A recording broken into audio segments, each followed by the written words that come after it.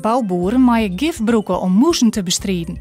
Staatssecretaris Sharon Dijksma had vrijstelling verleend voor het broeken van giftabletten, die tegen in mollen broekt worden. De vrijstelling geldt voor 120 dagen, zodat de bedriegen percelen van jirpels en wattels redden worden kunnen. De man uit Drachten, die het verleden week oppakt waren omdat er zijn ex-vriendinnen om het leven bracht had bekend. Hoe zijn motief is nog niet duidelijk worden.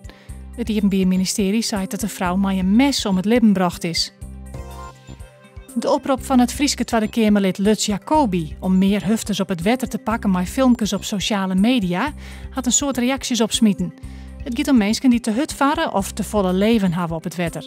Nevens Jacobi is het te min pliesje om dat te handhaven. De gemeente De Frieske Marren weet net hoe groot dat de impact is van de bezuiniging op het leerlingenvervier. Dat zijn de ouders die te terug dupiëren worden. Zij moeten haar baan nou naar een centraal opstapplak brengen. En dat is dreig van gewoon baan. De SP viert actie voor het schrossen van de bezuiniging van €32.000.